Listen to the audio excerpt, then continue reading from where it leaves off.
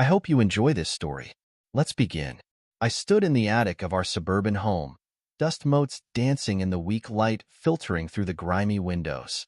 The task of cleaning this long-neglected space loomed before me, a chore I'd put off for months.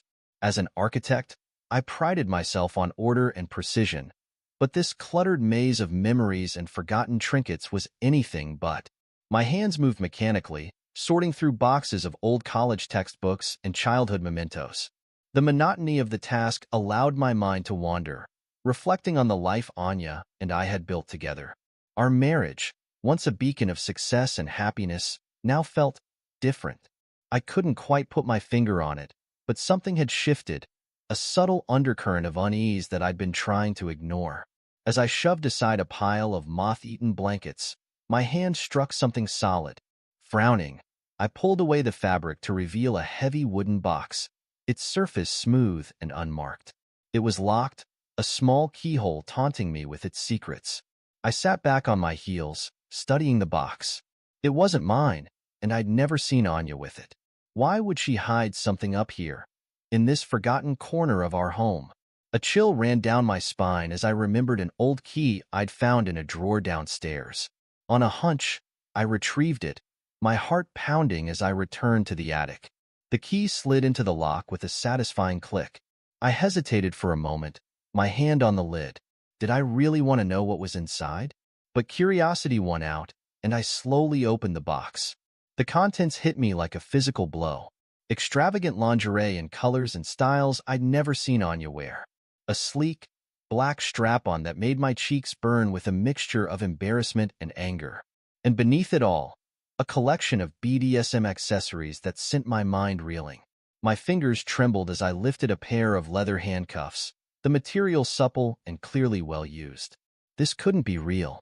Anya, my Anya, with her conservative upbringing and demure demeanor. This had to be some kind of mistake.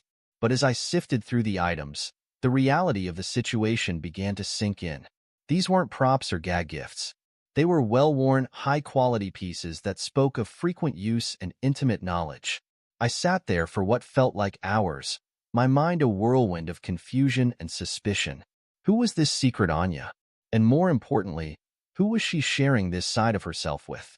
The sound of a car in the driveway jolted me back to reality. Hastily, I repacked the box and shoved it back into its hiding place. As I heard Anya's key in the lock downstairs, I made a split-second decision. I wouldn't confront her. Not yet. I needed more information, needed to understand what I was dealing with before I made my move. The next few days were a special kind of hell. I watched Anya like a hawk, searching for any sign of the woman I'd glimpsed through that Pandora's box in the attic. But she was maddeningly normal, going about her routine with the same quiet efficiency she'd always shown. Or was she? As the days wore on, I began to notice subtle changes. The late nights at work became more frequent, her excuses more elaborate. She took phone calls in hushed tones, stepping out of the room when I entered. And in our bed, the place where we'd once connected so deeply, she was distant, going through the motions without any real passion. Each little detail was like a dagger to my heart, confirming my worst fears. But still, I held my tongue. I needed proof, something concrete that I could confront her with. Something she couldn't deny or explain away. My chance came on a Wednesday evening. I'd told Anya I had a late meeting, but on a hunch, I decided to come home early. As I pulled into our driveway, I saw her car was already there. My stomach clenched as I realized this might be the moment of truth. I entered the house silently, years of sneaking midnight snacks as a kid finally paying off. The lower level was quiet, but as I approached our bedroom, I heard muffled voices and laughter. My heart pounding in my ears, I crept closer to the door. It was slightly ajar, and through the crack, I could see. Oh God! Oh God! No! Anya was there, wearing the strap-on I'd found in the box. And beneath her, begging and moaning like a bitch in heat, was our neighbor, Mark Olson. The same Mark who'd helped me build our deck last summer, who'd shared beers with me over the fence and talked about our lawns. I felt like I was going to be sick, but I couldn't look away. Anya's face was twisted in a cruel, dominating sneer, so unlike the gentle woman I thought I'd married. And Mark, Christ. Mark was loving every second of it, pleading for more, harder, faster. I must have made a sound, because suddenly, Anya's eyes locked onto mine through the crack in the door. And then, God help me, she smiled. It wasn't a smile of shame or guilt. It was pure, unadulterated malice. You like watching, don't you, Jason? She purred, her voice dripping with venom. I staggered back, my mind reeling. This couldn't be happening. This had to be some kind of nightmare. But the sounds from the bedroom, the image burned into my retinas, they were all too real. In that moment, something inside me snapped. The shock and hurt crystallized into a cold, hard rage. Without thinking, I pulled out my phone and started recording. My hands shook, but I managed to capture the damning scene before me. Anya's eyes widened as she saw the phone. For the first time, I saw a flicker of fear cross her face. Jason, stop, she hissed, her voice losing its confident edge. Don't you dare send that to anyone. I ignored her, my finger already hovering over the send button. In a flash, I'd pulled up her parents' contact information. The same parents who'd welcomed me into their family, who'd beamed with pride at our wedding. They deserved to know who their daughter really was. Jason, I'm warning you, Anya snarled, scrambling off the bed. If you send that video, I'll tell everyone you've been abusing me. I'll ruin you. Her threat washed over me like ice water, but it was too late. I'd already hit send. As the message icon blinked, delivered, I felt a grim satisfaction. Let her try to explain this away to her conservative family. Anya's face contorted with rage as she realized what I'd done. But before she could say another word, there was a pounding at our front door. Police. Open up. The world seemed to tilt on its axis. Police? Why would they? As two officers burst into our bedroom, I felt the cold metal of handcuffs closing around my wrists. Words like embezzlement and fraud floated around me, but I couldn't make sense of them. This wasn't happening. It couldn't be. As they led me out of the house, I caught one last glimpse of Anya. She stood in the doorway, wrapped in a robe, a triumphant smile playing on her lips.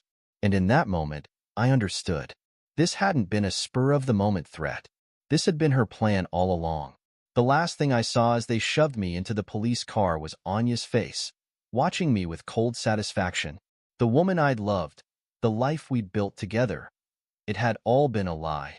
And now, as the door slammed shut and the car pulled away, I realized just how thoroughly I'd been played. I sat on the cold metal bench in my dimly lit cell, the reality of my situation crushing down on me like a physical weight. The memory of Anya's smirk as I was led away in handcuffs played on repeat in my mind, a mocking reminder of how thoroughly I'd been played. The concrete walls seemed to close in, suffocating me with the magnitude of Anya's betrayal. It wasn't just the infidelity. That alone would have been devastating enough.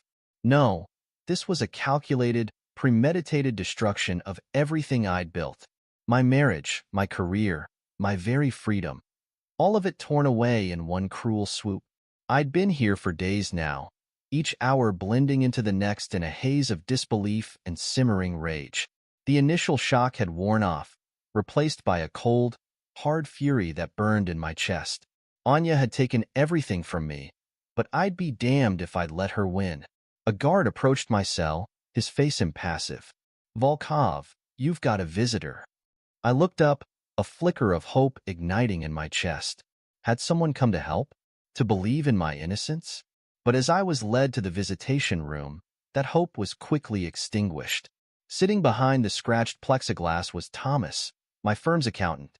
His face was drawn, eyes refusing to meet mine as I sat down. Jason, he began, his voice barely above a whisper. I don't know how to tell you this.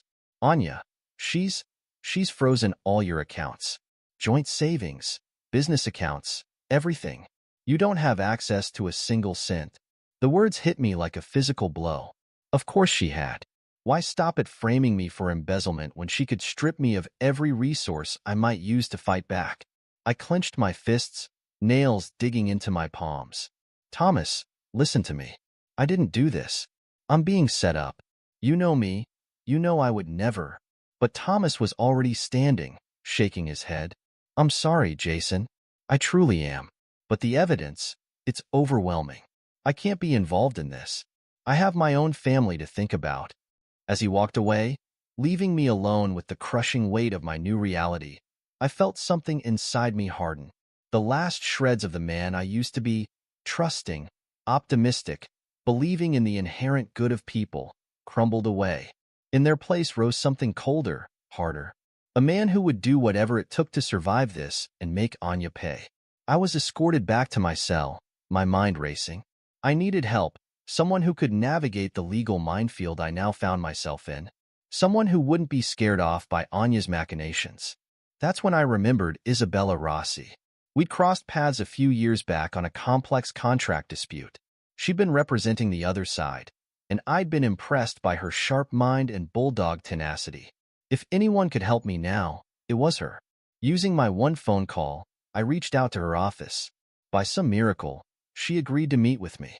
When she arrived at the jail the next day, her piercing gaze took in every detail of my disheveled appearance. "Mr. Volkov," she said, her voice crisp and professional, "I understand you're in quite the predicament." I leaned forward, my voice low and urgent. "Isabella, I'm being framed. My wife, she's behind all of this. I need your help to prove my innocence." For a long moment, she simply studied me. Then, to my immense relief, she nodded. "I believe you, Jason, and I'm going to help you fight this." As Isabella began to dig into the case, I felt a glimmer of hope for the first time since this nightmare began. She was relentless, poring over financial records and company documents with a fine-toothed comb. Days turned into weeks, and slowly, a picture began to emerge. Isabella discovered discrepancies in the financial records, signs of external tampering that didn't match my usual meticulous work. It was the first concrete evidence that something was amiss. "Jason," Isabella said during one of her visits, her eyes gleaming with the thrill of the hunt, "I think I'm onto something. The embezzlement, the fraud. It's all too perfect, too neat. Someone went to a lot of trouble to make this look like your work, but they slipped up in a few places." I leaned forward, hope surging in my chest. "What do you mean?" She spread out several documents on the table between us. "Look here, and here. These transactions, they're dated for times when you were verifiably elsewhere. In court for the Hendricks case, at your nephew's graduation. Whoever did this was good, but they didn't account for your entire schedule." It was the first ray of light in the darkness that had enveloped me. But as Isabella continued her investigation, an even more sinister picture began to emerge. "Jason," she said one day, her voice low and serious, "I've been looking into Mark Olson. Your neighbor? The man you saw with Anya?" I nodded, my jaw clenching at the memory. "He's not just some random guy. He's got a history of dubious activities. Blackmail, extortion.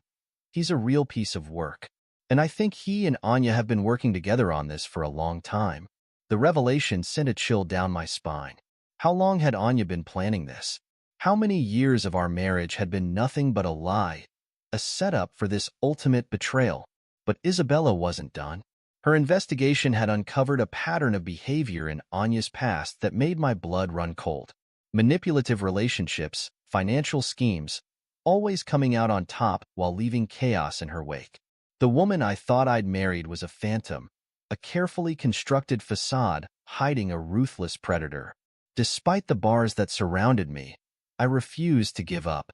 Using the limited resources available to me in prison, I reached out to former colleagues and clients. It wasn't easy. Many were hesitant to associate with someone accused of such serious crimes. But a few, those who had known me longest and best, were willing to listen. Slowly, painstakingly, I began to gather testimonials. People who could vouch for my character, who could point out inconsistencies in the charges against me. Each one was a small victory, another crack in the seemingly airtight case Anya had constructed. As the evidence mounted, Isabella's confidence grew. She was like a force of nature, relentless in her pursuit of the truth.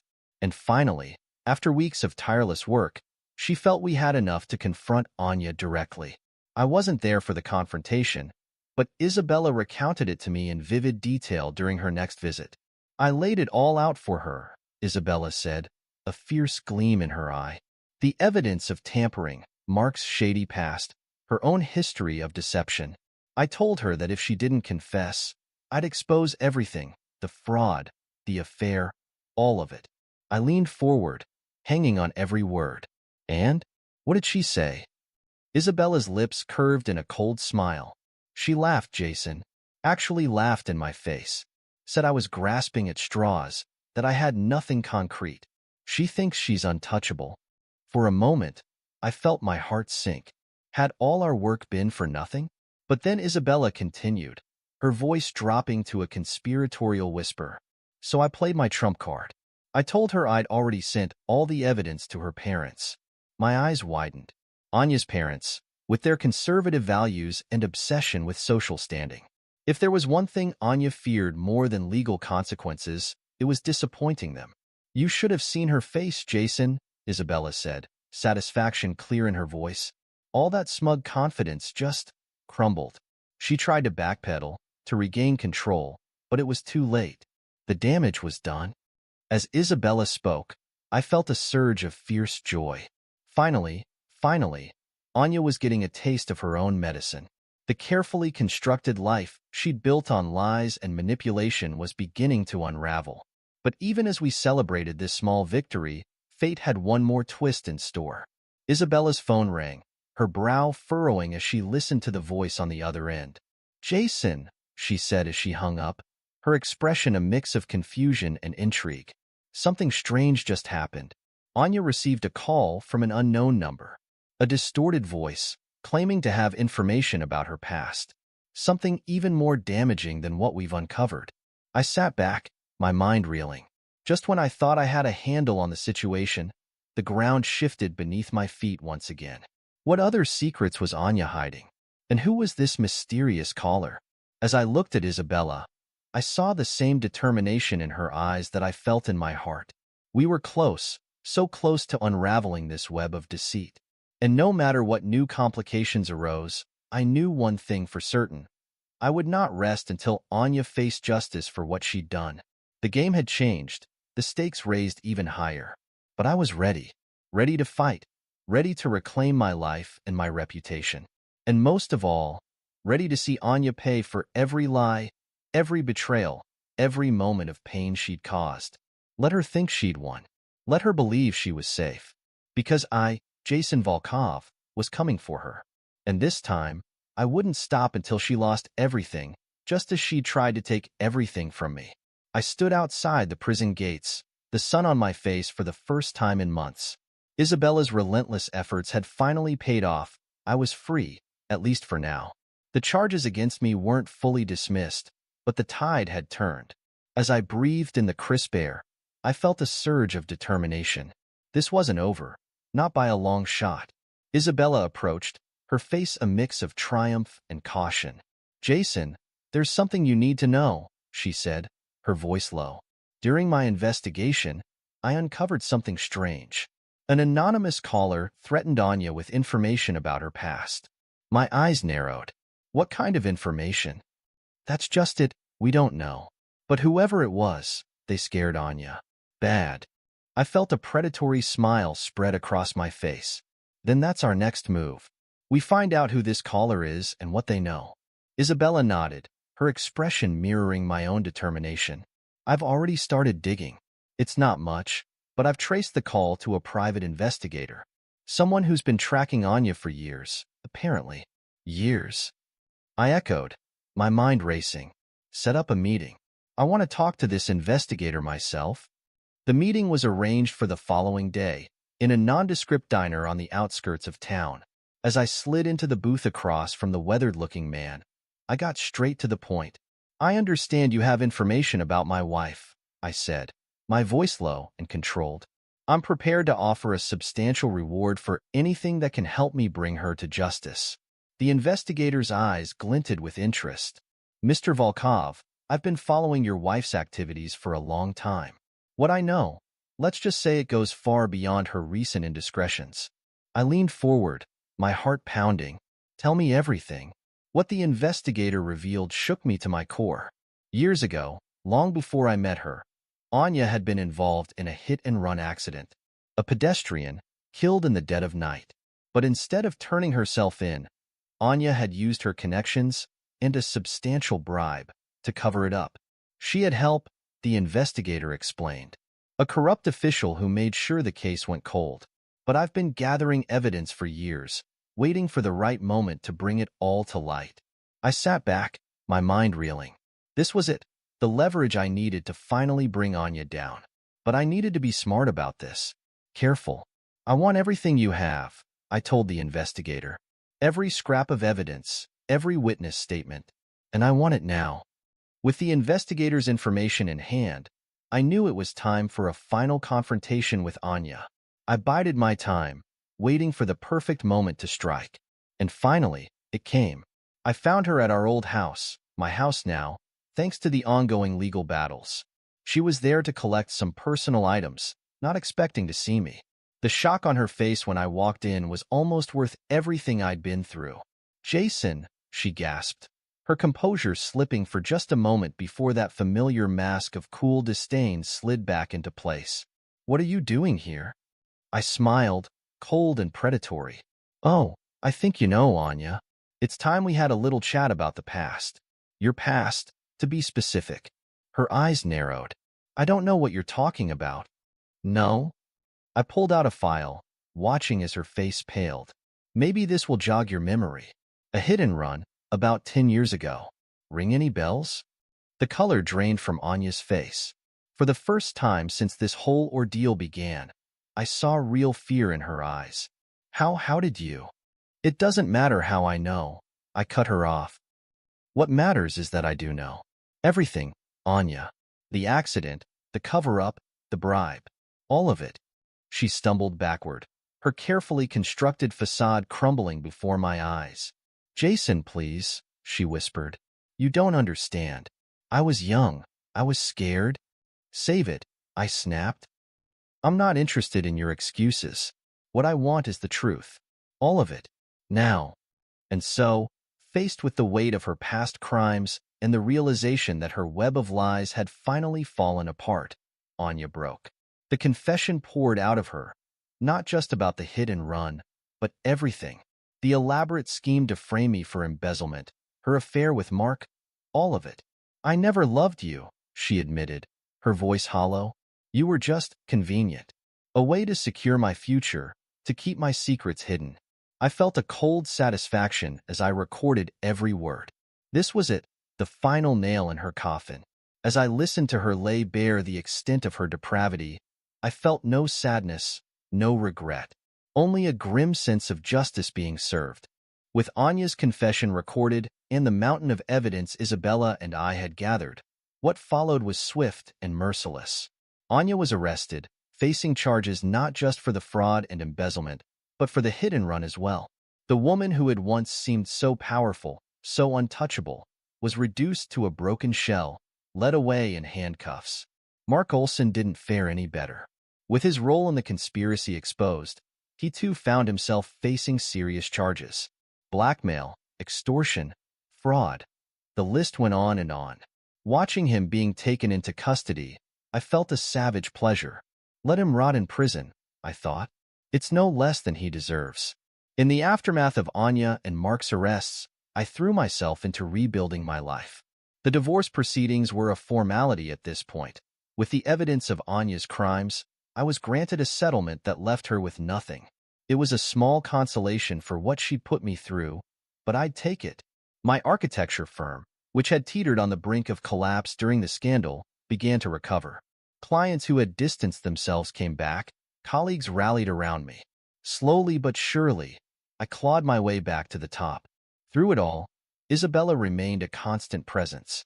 Her unwavering support and brilliant legal mind had been instrumental in bringing Anya down, and I found myself growing closer to her with each passing day. "I couldn't have done this without you," I told her one evening, as we celebrated another legal victory. Isabella smiled, a warmth in her eyes that I hadn't seen before. "You're stronger than you know, Jason. I just helped you see it." As the dust settled and life began to return to some semblance of normalcy, I thought perhaps the storm had finally passed. But fate, it seemed, had one last surprise in store. It arrived in the form of a package, delivered to my office on an otherwise unremarkable Tuesday morning. Inside, I found a stack of crisp $100 bills, easily 6 figures worth, and a simple note that read, "Consider this a return on your investment." I stared at the money, my mind racing. Who could have sent this? And why? The note hinted at some deeper connection, some aspect of this whole sordid affair that I had yet to uncover. As I sat there, the money spread out before me. I felt a familiar spark of intrigue ignite in my chest. Just when I thought I had all the answers, a new mystery presented itself. Whatever this was, whoever was behind it, one thing was clear. My story wasn't over yet. There were still secrets to uncover, still wrongs to be righted. And I, Jason Volkov, was ready for whatever came next. I sat in my office, staring at the mysterious package that had arrived weeks ago.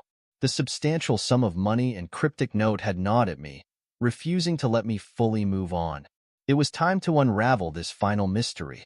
After extensive investigation, I traced the package to a name I hadn't thought about in years. Elena Volkov, my estranged sister.